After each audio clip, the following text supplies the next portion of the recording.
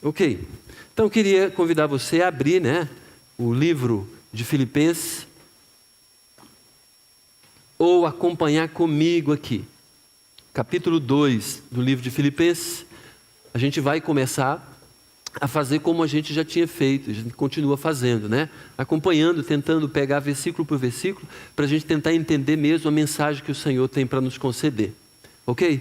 Então você pode abrir a sua Bíblia, pode ligar a sua Bíblia, acessar a sua Bíblia, ok? Então, lembrando de que na semana passada, o apóstolo Paulo, a gente começa aqui o texto falando, se há, pois, alguma exortação em Cristo, o apóstolo Paulo tinha falado a respeito de que a gente deveria viver acima de tudo, demonstrando que a igreja, a fraternidade cristã, ela vale a pena, porque o evangelho vale a pena. Que qualquer pessoa cristã tinha que entender claramente de que deveria viver acima de tudo, de modo digno do evangelho de Jesus Cristo. E viver de modo digno é valorizando o evangelho, a igreja. Viver de modo digno, a gente já viu isso na semana passada, é cooperando com a unidade da igreja e não destruindo a unidade da igreja. Não é fofocando um do outro, não é denegrindo a imagem das pessoas. É também, conforme a gente viu, valorizando, é cuidando. Ao invés de destruir, unir, construir. Então, tudo isso a gente já viu na semana passada. Hoje a gente começa com outro foco, embora dentro do objetivo maior, O apóstolo Paulo mostrando que aquela igreja tinha entendimento do que era viver em unidade, em comunhão, no mesmo propósito. Ele vai repetir isso aqui. Então, olha só, atentem comigo aqui. O apóstolo Paulo dizendo, se existe então, alguma exortação em Cristo, alguma coisa, ele falando assim, alguma coisa, algum consolo, algum encorajamento, alguma coisa que de alguma maneira a gente seja apontado para Jesus. Se existe algum consolo, algum conforto, que alguém diz assim, olha, apesar do seu problema, apesar da sua dificuldade que você está passando, apesar das perdas que você tem tido, olha para Jesus. Olha para Jesus. Aí o apóstolo Paulo está falando, se há então alguma exortação em Cristo. Exortação é encorajamento, é consolo também, é conforto também, que apresenta a pessoa a Jesus. Se há então alguma exortação em Cristo, alguma consolação de amor, ou aqui a palavra de consolação tem a ver com um discurso, ou uma direção que alguém fala que afeta a nossa vida. Alguma palavra que a gente entende, dirigido de amor, a gente é ajudado, a gente é melhorado. Essa semana, uma das pessoas que vem à nossa igreja, nos membros da nossa igreja, estava passando por uma série de dificuldades. Marido doente, a cunhada doente, a mãe já tinha ficado adoecida também, estava passando por uma situação difícil. Ligou, até passou a mensagem aqui na igreja, todo mundo ficou no zap da igreja, todo mundo ficou orando, mas eu tive a oportunidade de conversar com ela, através de mensagem e também por telefone. É interessante que ela, quando se deparou, apesar de todo o problema que ela estava passando, ela se deparou com a situação da cunhada dela, que realmente está numa situação muito difícil, sofrendo muitas dores, a ponto de ter convulsão por causa de dor. Ela falou assim para mim, Bisa, pastor, eu fico constrangida agora de dizer que estou com, aí cita um problema, que estou com dor de cabeça, que eu tenho esse problema, preciso fazer uma cirurgia disso, preciso fazer aquilo outro. Eu fico constrangida porque eu sei, estou vendo o sofrimento de tal pessoa, mas reconheço o tanto que Deus a ama, o tanto que Deus me preserva, o tanto que Deus me ama. Aquilo que ela falou, embora estivesse vivendo aquilo, foi tão importante para mim também. É isso que o apóstolo Paulo fala, se existe também essa consolação de amor. Às vezes um discurso, uma palavra que nos leva a ficar melhor. É isso que ele está falando. Se existe então alguma consolação da pessoa de Jesus, ou apontando para Jesus, se existe um encorajamento qualquer, mas também se existe alguém falando, discursando para mim, para que de alguma maneira eu entenda maior o grande amor que Deus tem nos amado, aí ele diz ainda, alguma comunhão do Espírito, quer dizer, alguma união, alguma unidade que o Espírito Santo promove. Quer dizer, eu e o Donizete talvez não tenhamos qualidades ou ou afinidades para a gente ficar junto. Mas o Espírito Santo nos une, nos dá um propósito de união. Eu e o Paulo, eu e o Edson, ou qualquer um aqui. É isso aqui que o apóstolo Paulo está falando, comunhão do Espírito. Aquilo que o Espírito Santo faz para que as pessoas, diferentes entre si, elas de alguma maneira estejam unidas, usufruindo de um tempo agradável. Vir para a igreja é um tempo agradável. Fazer visita, encontrar, conversar muitas vezes sobre qualquer outro assunto, aquilo que é agradável. Isso é comunhão. Isso é estar unido no mesmo propósito, mesmo que aquele propósito não seja tão evidente. Se existe então alguma comunhão do Espírito, a gente se unindo com o mesmo propósito. Aqui somos amigos. Nosso propósito é realmente fazer com que Deus seja conhecido. Comunhão do Espírito. Se há entranhados afetos e misericórdia, se existe alguma coisa que bate fundo no nosso coração, entranhados afetos, essa palavra tem a ver com o interior da gente. Naquela época, o centro das emoções, as pessoas imaginavam que o centro das emoções, né, era mais embaixo, era o rim, às vezes o estômago. Eles associavam com isso. E tem tudo a ver mesmo. Quando às vezes você está muito emocionado, dói o estômago. Ou está com medo, também dói o estômago. Aí o pessoal colocava, né? Dava essa ideia de que o centro das emoções era o estômago. Hoje a gente fala e romanceia o coração, né? Estou com o coração apertado, né? Estou com o coração exultante. Antes não, estou com o estômago animado, né? Ou coisa parecida com isso. Se há então esses entranhados afetos e misericórdia, quer dizer o quê? Quando alguém conta um problema do nosso meio, da nossa família espiritual, conta algum problema para mim, eu também fico abalado no sentido de triste, também sinto isso. Se alguém conta uma coisa alegre, eu também me alegro com a pessoa. É isso que o apóstolo Paulo está falando. Olha só, ele falou de 4 qualidades de um grupo de cristãos. Qualidades aqui, se existe isso, se alguém está nos encorajando, igreja, se alguém nos anima, se existe entre nós uma comunhão, e se existe afeto entre nós, ele está falando, se existe então, completai a minha alegria. Então, olha só, eu já fico alegre de saber que vocês estão caminhando bem, uma família estruturada, uma família espiritual, como uma família doméstica. O pai e a mãe, os filhos estão unidos no mesmo propósito. Tem as dificuldades? Tem, mas estão unidos. Se protegem, se cuidam. Aí ele diz, completai a minha alegria, de modo que penseis a mesma coisa, tenhais o mesmo amor, sejais unidos de alma, tendo o mesmo sentimento. Versículo 2 fala algo impressionante. Já que, olha só, temos algumas coisas daquilo, e temos mesmo. A gente não está fingindo isso. Quando a gente vem para a igreja, escuta um pedido de oração de um irmão, a gente se compromete a orar. A gente fica afetado também pelo sofrimento, mas também pela alegria do irmão, da família espiritual. A gente torce, ora, a gente também se empolga, mas também se preocupa. A gente fica interessado em, obviamente, que aquela pessoa se dê bem na vida com Jesus. Obviamente, isso acontece. E todas essas outras coisas aqui. Se existe alguma coisa disso, o apóstolo Paulo está dizendo para a gente que nós temos a capacidade de obedecer aquilo que ele vai falar. Aí ele diz, completai a minha alegria, de modo que tudo isso aqui, a palavra, de modo que penseis a mesma coisa, é resumido numa palavra no original. É mesmo, só isso. É como se ele falasse, completar a minha alegria. Mesmo, quer dizer, o mesmo que ele está dizendo, aí ele vem aqui. Mesmo amor, unidos de alma, mesmo sentimento. Aqui ele começa a entrar numa situação que o nosso coração não quer. Ele começa a dizer alguma coisa que dentro do nosso coração a gente quer outro lado, outra direção. De sermos, olha só, pensando a mesma coisa. Não é todo mundo pensar igual, mas pensar na mesma direção. Temos o objetivo de alguma maneira, fazer com que os moradores do Gama compreendam o verdadeiro Evangelho. Quer dizer, o Evangelho de Jesus. Não fiquem ludibriados, seja por igreja, seja por seita falsa, seja pelo seu próprio coração. Mas, de modo que penseis a mesma coisa, tem a ver com o mesmo foco, o mesmo propósito. Tenhais o mesmo amor, quer dizer, o amor que Deus nos amou, a gente também se ama e ama outras pessoas. É diferente de mim, sou diferente dela, mas isso não impede da gente ter amor um pelo outro. E não ódio, absolutamente. Então ele está falando, ter o mesmo foco, mas também ter amor.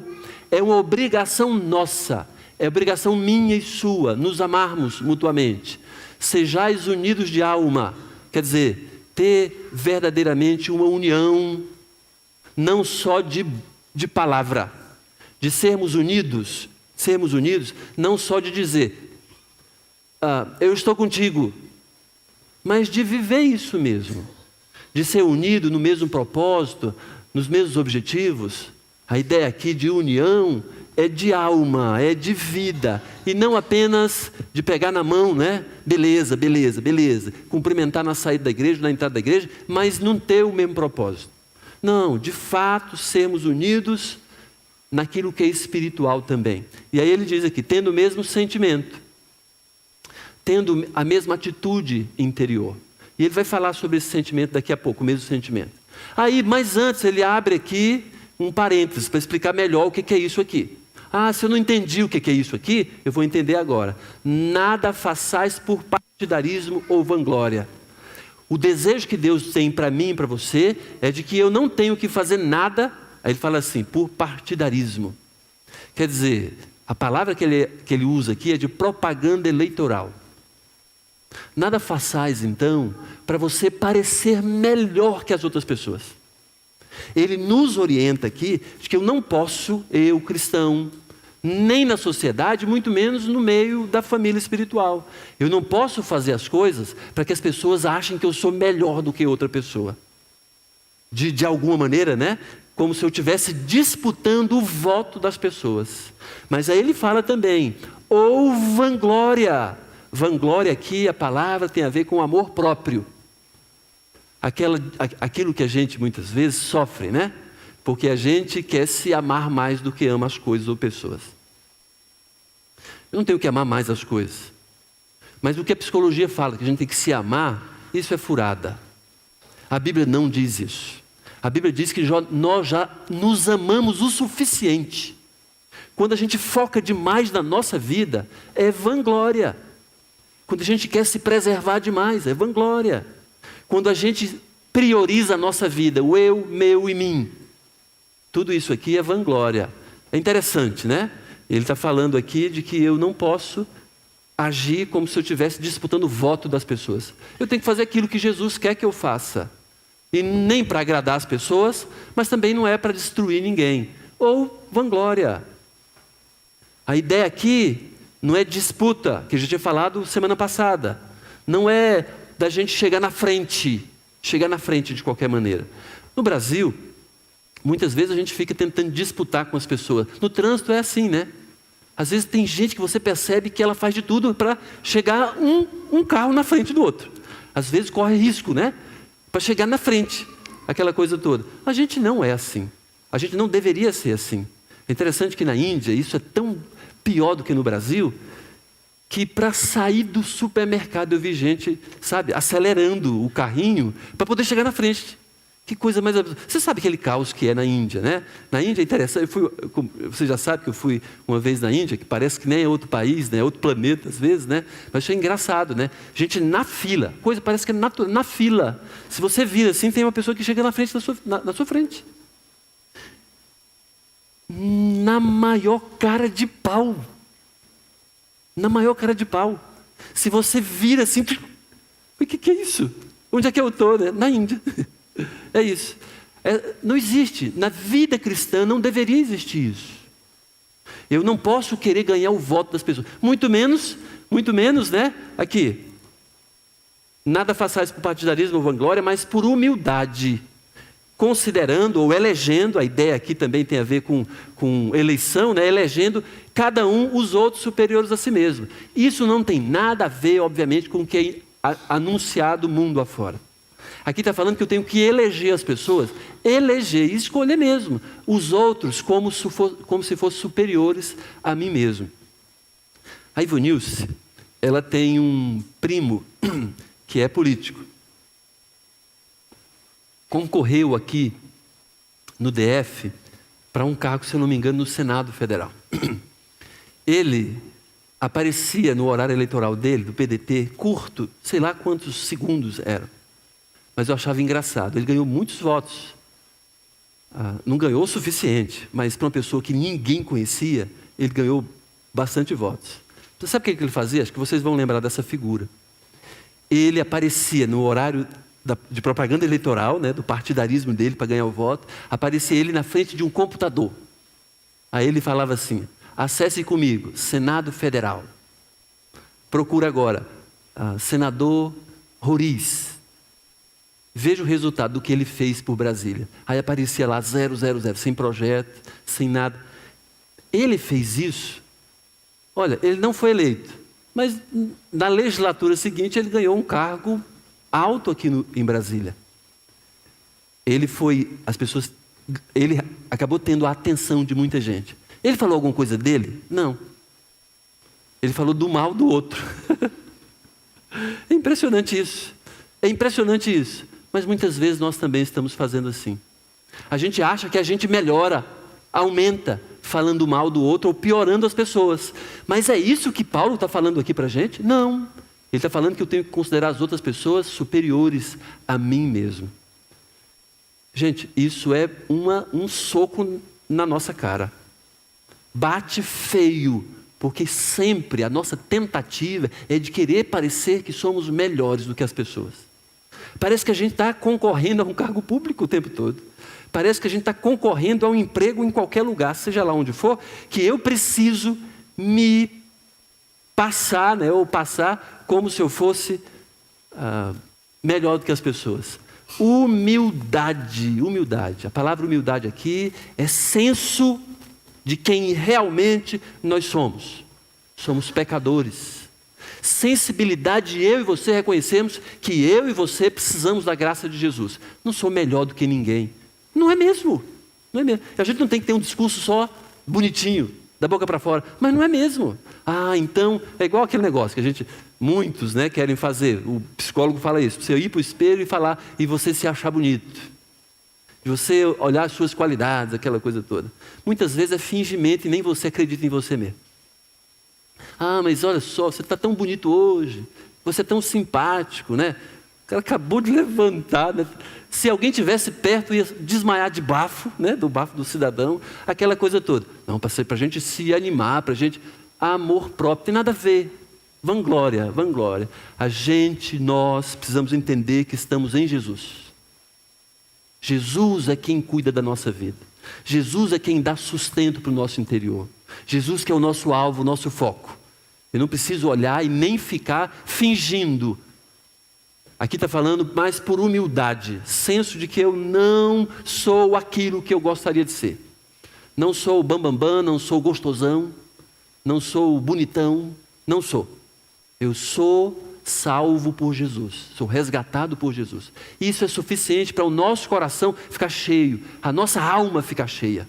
Eu não preciso ser melhor do que ninguém. Considerando, elegendo cada um os outros superiores a si mesmo. Não precisa explicar muito isso aqui. Já falei o suficiente e talvez nem precisasse falar. Acho que a gente tem que olhar para as pessoas e ao invés de desprezá-las, a gente tem que prezá-las. Ao invés de a gente ficar olhando defeito e verificando defeito nas pessoas, a gente tem que olhar as virtudes, as qualidades que Deus tem dado para as pessoas. Porque tem. Não tenha cada um em vista o que é propriamente seu. De novo, não tenha em vista o que é propriamente seu, senão também cada qual o que é dos outros. Em outras palavras, ele fala assim: nunca puxe a brasa para a sua sardinha. Por quê? Primeiro, não tem só a minha sardinha para assar. Segundo, eu não estou realizando nada sozinho. Somos igreja, somos família. Do jeito que uma família, pai, mãe, filhos, deve agir um cuidando do outro e um valorizando o outro, entendendo que o outro tem as suas qualidades. Tem defeitos, mas tem qualidades. Ao invés de eu querer me colocar como maior, como superior, como aquele que as vontades têm que ser feitas, empurrando as pessoas para, de alguma maneira, fazer tudo o que eu quero. Não posso ter em vista o que é meu, olhando como se eu fosse a pessoa mais importante e a melhor. Versículo 5. Aí volta de novo aquela palavra de sentimento que eu falei anteriormente. Tende vós o mesmo sentimento que houve também em Cristo Jesus. O apóstolo Paulo agora fala um dos pontos altos do livro aos Filipenses. Ele vai falar quem Jesus era e o que Jesus fez, para que a gente olhe para Jesus e veja Jesus como nosso sumo exemplo. Como aquele que a gente deve mirar a nossa vida. Jesus Cristo. E não uma pessoa, não um perebento. Não um comedor de feijão igual a gente. A gente tem que olhar exatamente para aquele que a gente sempre deve olhar. Para Jesus. Tende em vós o mesmo sentimento que houve também em Jesus Cristo, em Cristo Jesus. Sentimento aqui tem a ver com atitude. Tem a ver com aquilo que eu posso fazer, mesmo não me sentindo afim. Atitude. Tende em vós o mesmo sentimento que houve também em Cristo Jesus. Pois ele, olha só que coisa incrível, subsistindo em forma de Deus. Isso quer dizer o quê? Subsistindo quer dizer existindo, sendo. Não sei porque que essa tradução fica subsistindo, que parece que é sub, né? Menor, né? Aquela coisa toda. Uma vez uma pessoa estava falando para mim, né, que em Brasília parece, isso em outro lugar, em Brasília é uma subcultura. Subcultura? Caramba, está humilhando a gente, só pode ser. Falando que a gente é subcultura. Não, ela estava querendo dizer que subcultura quer dizer uma divisão, uma cultura dentro de uma cultura maior que é distinta de outra. A palavra subsistindo aqui também tem essa ideia, veja só, não está denegrindo, não está diminuindo. A palavra literal quer dizer é ser, é estar. Então aqui literalmente está dizendo, pois ele, Jesus, sendo em forma é a ideia de que alguém pode testificar. Não é aparência, mas também é essência. Forma de Deus. Sendo Jesus Deus, não julgou, quer dizer, não considerou como tendo que tomar, ou usurpação, o ser igual a Deus. Imagina, aqui está falando que Jesus, mesmo sendo Deus, não saiu tomando aqui no planeta Terra essa autoridade de ser Deus. Antes, a si mesmo se esvaziou. Ele voluntariamente deixou suspensos seus atributos divinos no céu, para poder se tornar gente. Olha aqui, antes a si mesmo se esvaziou. Ele não foi forçado, ele foi voluntário nisso. Jesus, ponto alto do cristianismo. Eu e você precisamos entender isso. Precisamos entender isso. Ele está falando que Jesus, o Senhor dos senhores, o Rei eterno, o soberano, aquele que diz que é o Todo-Poderoso. Jesus falou isso. Eu sou o Todo-Poderoso. Mateus 28. Final do capítulo 28, 18, 19, 20. Jesus falando, toda a autoridade me foi dada no céu e na terra. Então ele é o Todo-Poderoso. Ele falou isso. Esse Todo-Poderoso, olha só, mesmo sendo Deus, ele suspendeu esses atributos divinos. Ele antes do quê? O contrário de exercer o poder e a autoridade dele de Deus aqui na terra, ele se esvaziou. Impressionante isso. Se esvaziou. Ele tirou voluntariamente os atributos divinos que ele tinha e deixou suspenso. A ideia de se esvaziar aqui é abrir mão. Sabe o que é abrir mão? Tem direito, mas abre mão. Tem poder, mas abre mão. Aqui é a palavra também anulou. Ele se anulou, assumindo a forma, a aparência, a essência de servo, tornando-se semelhante de homens, em semelhança de homens, e reconhecido em figura humana. O apóstolo Paulo está dizendo aqui que Jesus de fato é Deus encarnado. Jesus não é só um bom homem, um profeta, um cara legal. Jesus é o próprio Deus, que se esvaziou momentaneamente para cumprir com o objetivo dele. E a gente precisa saber disso. Aí, ele entrou na terra, na pessoa de Jesus. Era Deus, sempre foi Deus, mas ele teve que deixar suspenso isso. De novo, a si mesmo, o apóstolo Paulo confirmando, ele não foi forçado. Ele se humilhou, tornando-se obediente até a morte. Obediente a quê? Ao propósito, ao alvo dele. Qual era o alvo dele? Eu vou salvar a humanidade, vou morrer para que todo aquele que crê em mim vá para o céu.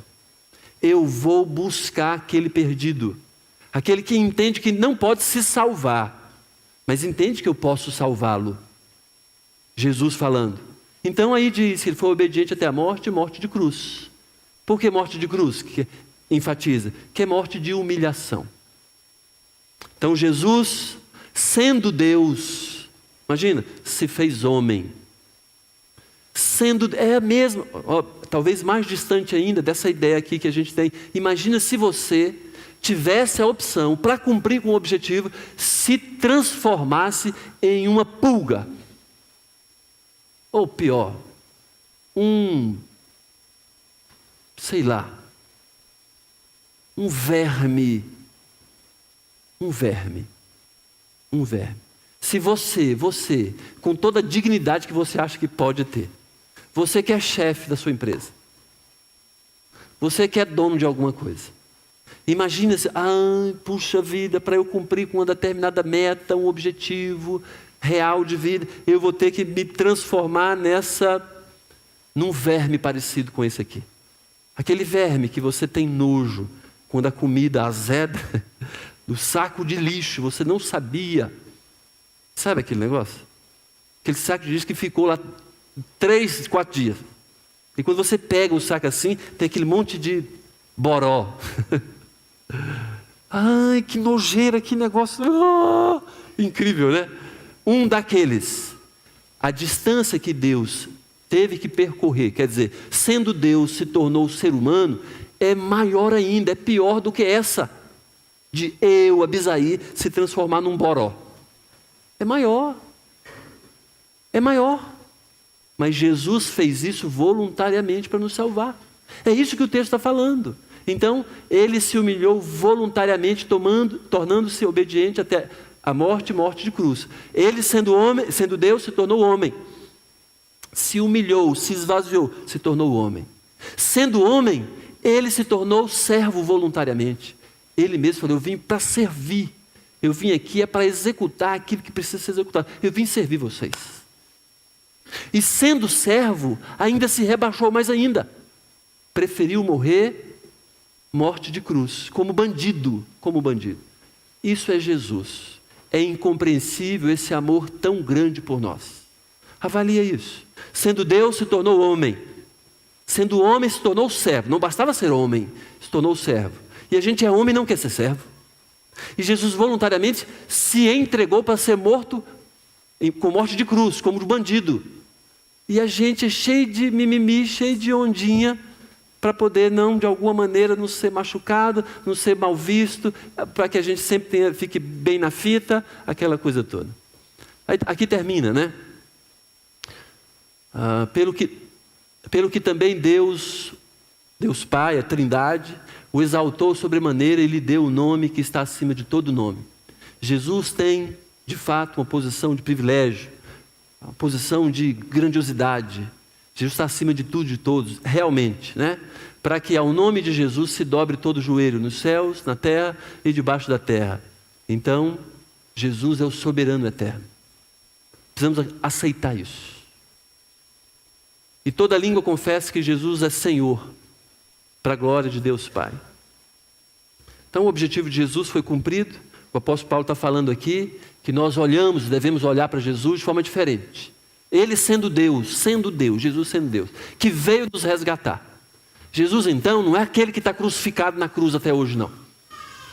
A figura de Jesus não é de um bom cara, não. É o próprio Deus, divino, soberano. É isso que ele está falando. Mas aí ele diz que o exemplo de Jesus deve servir para mim e para você. Tende em vós o mesmo sentimento que Jesus teve. Sendo Deus, não tomou por usurpação o ser igual a Deus. Antes, a si mesmo se esvaziou, tornando-se homem. Ele deixou suspenso seus atributos. Por que a gente ainda tem onda e quer se parecer melhor do que as pessoas? Por quê? Porque é o nosso coração grosso, bruto, que acha que tem que disputar com as pessoas. Que acha que precisa ser melhor, maior, superior. Mas a Bíblia está falando que o melhor para mim e para você é ser humilde. Considerar as pessoas como melhores. Olhar para as qualidades e virtudes daqueles que também estão comprometidos comigo. No mesmo propósito, na mesma direção, no mesmo alvo. Ao invés de eu ficar querendo ser superior ou melhor. O que a gente precisa levar para casa, né? Diante disso aqui, que eu acho que a gente pode ter aí algumas coisas impressionantes, né? A gente já tem falado sobre isso. O que identifica uma família espiritual? O que identifica uma família espiritual, então? O que identifica? Já falou aqui. Uma delas, obviamente, que a gente já tem visto isso, nessa passagem, é que a família espiritual prefere Jesus sobre tudo. Jesus está acima de tudo. Para o cristão, é assim mesmo. Deus está acima de tudo e todos. A comunidade cristã, então, olha para Jesus. Ninguém é maior do que Jesus. Mas no texto ele fala algumas coisas que também a gente precisa entender. Prefere Jesus nesse sentido, com o seu ensino e também com o seu exemplo. Jesus ensinava mostrando como é que deveria fazer. E o apóstolo Paulo fala, olha para Jesus. Impressionante, olha para Jesus. Jesus fez. Jesus não apenas falou, não. Jesus disse para a gente ser humilde porque Ele foi humilde. Jesus disse para a gente se anular porque Ele se anulou. E muito mais do que a gente pode imaginar. 1 Pedro diz assim, porquanto para isso mesmo foste chamados, falando de sofrimento. Pois que também Cristo sofreu em vosso lugar, deixando-vos exemplo para seguir os seus passos. Então nós fomos chamados para seguir Jesus. Fomos chamados. Você foi salvo? Você foi convertido? Você entendeu que ia para o céu, mas agora ia para o inferno, mas agora vai para o céu porque entregou a sua vida para Jesus? Então você já tem uma razão de viver, um propósito. E esse propósito é falar da graça de Jesus para outras pessoas. É obedecer Jesus, é servir a agenda de Jesus. Aí fala de Jesus, né? Ainda Pedro, o qual não cometeu pecado, nem dolo algum se achou em sua boca. Pois ele, quando ultrajado, não revidava com ultraje. Quando maltratado, não fazia ameaças, mas entregava-se àquele que julga retamente. Impressionante. Jesus, enquanto estava aqui na terra, ele próprio não fazia aquilo que ele talvez pudesse fazer. Jesus, sendo Deus, estou sob o comando do Pai. Da primeira pessoa da Trindade. Estou sob o comando dele. E por que a gente não obedece a esse Jesus? Que a gente entende que ele é o nosso Senhor. Mas aqui está dizendo, seu ensino, o ensino de Jesus, de fato, serve como exemplo para a gente. Mas ele ensina com o exemplo. A vida de Jesus é um exemplo para a gente. Queria passar aqui um vídeo para vocês, rapidamente, que fala um pouco sobre isso, que também nos inspira, nos anima, nos faz compreender algo que muitas vezes a gente não quer compreender. A gente muitas vezes quer se achar melhor e não se coloca numa posição de que deveria fazer o que deve fazer. E muitas vezes a gente se coloca como melhor, sabe como? Se parecendo coitado, porque a gente tem a atenção das pessoas. Ah, não posso isso, não posso aquilo, então me atendam, me atendam. A gente deixa de ser servo para fazer as pessoas servas da gente. A gente fica cheio de mimimi, cheio de coitadice. Porque a gente, no fundo, quer que as pessoas façam por nós aquilo que a gente deveria fazer. A gente se apresenta como aquele que muitas vezes merece toda a atenção e todo o cuidado. Como a gente não consegue de uma maneira, a gente vai querer conseguir de outra maneira. De não executar, de não fazer, de não servir. Não servir. Olha só. Vamos ver se isso aqui funciona. Espera aí. Passou numa das subsidiárias da Rede Globo.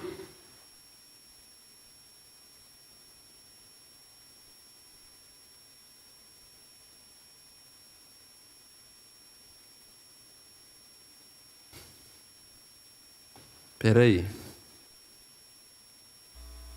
A dignidade se constrói. É atitude atrás de atitude, como se fosse uma parede sem... Mirar para o que vem pela frente.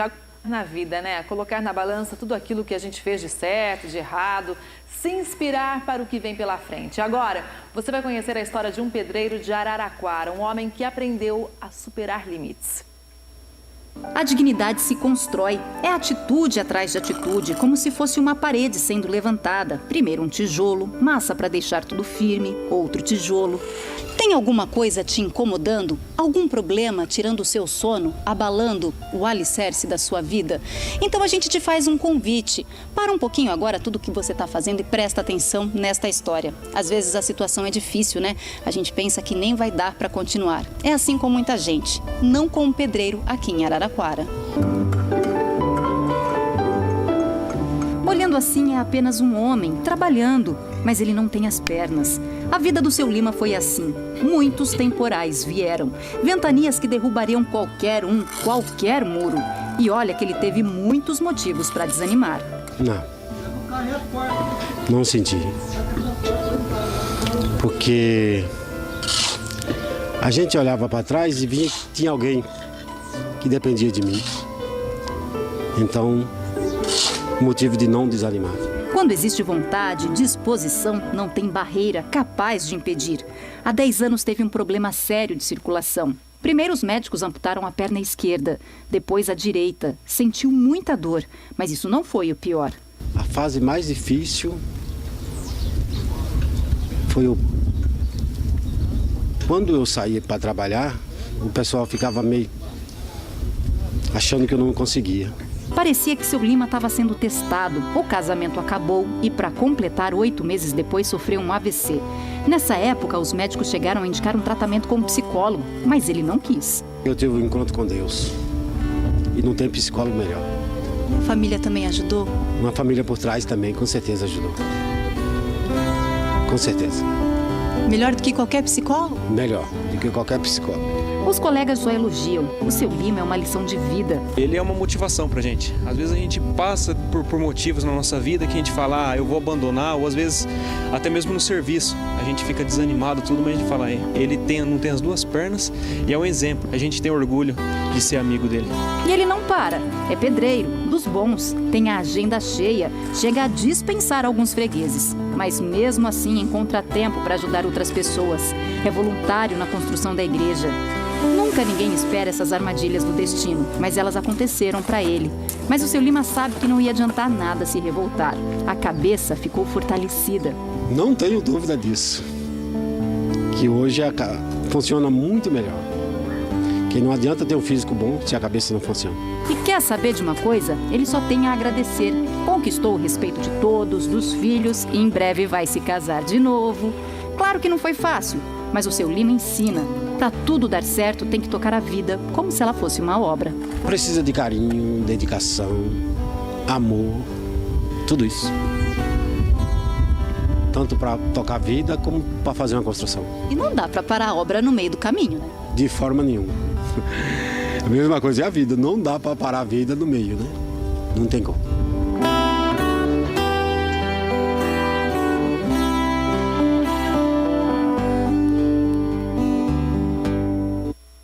Realmente é uma situação que impressiona a gente.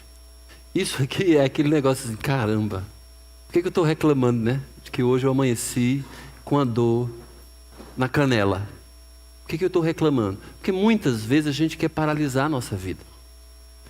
Uma das coisas que mais impressiona nesse vídeo, que me serve de exemplo também, é que ele falou assim, quando a entrevistadora, né, a repórter, está perguntando para ele, né? Mas você não deu vontade de desistir, de parar? Ele falou, olha, quando eu olho para trás, eu olhava para trás, tinha gente precisando de mim. Precisando de mim. O quanto que responsabilidade nos ajuda a crescer. Porque um bando de gente igual a nós, se tem uma oportunidade para parar, quer parar. Mas muito melhor. É impressionante ele falar assim, o pessoal ofereceu psicólogo para ele, né? Pra ele não preciso disso. Não preciso de psicólogo. Por quê? eu tive um encontro com Deus de verdade. É melhor do que psicólogo. Esse negócio é o melhor psicólogo, coisa, conversa. Nada a ver, nada a ver. Jesus está acima de tudo e de todos. Não sei a história dele, não sei, obviamente. Vi esse vídeo, conheci esse vídeo há algum tempo. Mas isso nos mostra como que o exemplo incentiva. Como que a gente ele olhando para Jesus, olhando para Jesus. Por que a gente não pode olhar? Ele olhando para aquele que de alguma maneira pôde ajudá-lo numa situação difícil. A gente muitas vezes quer parar porque ficamos frustrados com alguma coisa. Aí fiquei frustrado. Aí, na verdade, eu quero é desligar os botões. Eu não quero é responsabilidade. Mas, olha, a comunidade cristã olha para Jesus de uma forma diferente também. Além, obviamente, de preferir Jesus, seu ensino com o exemplo de Jesus, também o poder transformador de Jesus. Todos nós, certamente, precisamos de uma transformação diária. Mas muitas vezes a gente prefere uma transformação que é dada por este mundo e não por Jesus. Porque existem outros poderes no mundo. Existem vários poderes que nos auxiliam de alguma maneira a ter uma vida modificada, mas não radicalmente transformada.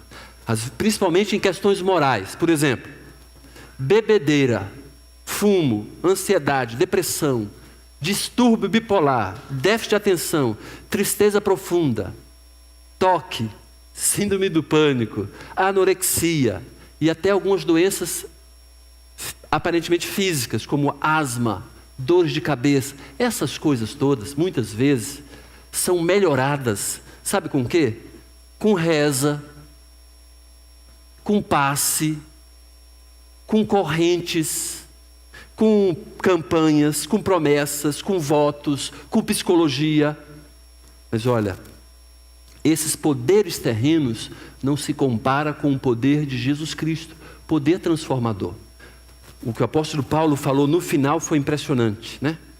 Ele nos apresentando a pessoa de Jesus, para que ao nome de Jesus se dobre todo o joelho nos céus, na terra e debaixo da terra, e toda língua confesse que Jesus Cristo é Senhor, para a glória de Deus Pai.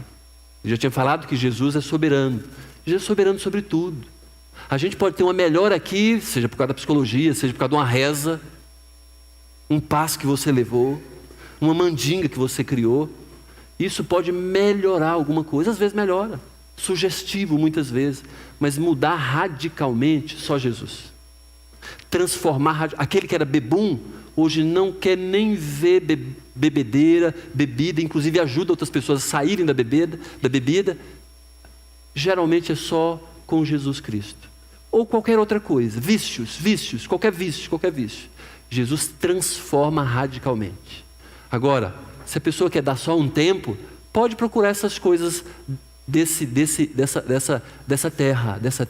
Então, a família espiritual, a família cristã prefere Jesus sobre tudo, inclusive o seu poder transformador. Ele não quer apenas dar um tempo na bebida, não quer dar um tempo no cigarro, dar um tempo na imoralidade, dar um tempo nessa vida torta. Ele quer realmente mudar e recorre a Jesus. Porque se recorrer a outras coisas, ele só vai dar um tempo nessas tranqueiras da vida. E por fim, a comunidade espiritual, a família espiritual prefere Jesus sobre tudo, também em Jesus como alvo. Jesus é o nosso alvo, é o nosso propósito de vida.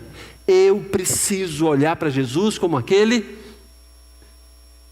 que eu tenho que seguir e parecer.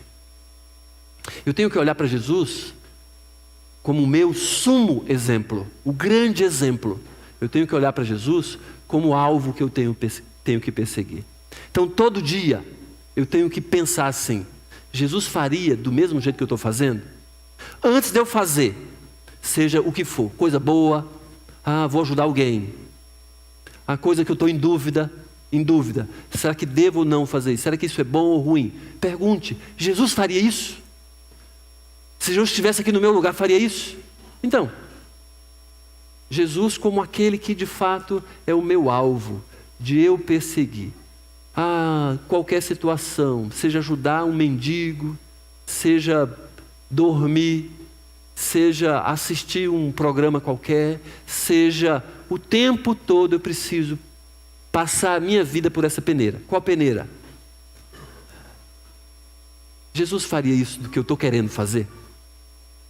Jesus agiria dessa maneira que eu estou agindo?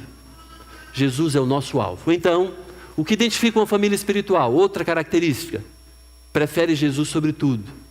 Ok? Seu ensino, porque Jesus é exemplo para a gente. Seu poder transformador, porque eu prefiro Jesus, não prefiro outra coisa. Ele já é suficiente para mim. E a pessoa dele como alvo. A Bíblia diz que Jesus veio mostrar, a Bíblia não, a compreensão que a gente tem. Jesus veio mostrar quem Deus era e como eu tenho que ser. Vamos orar?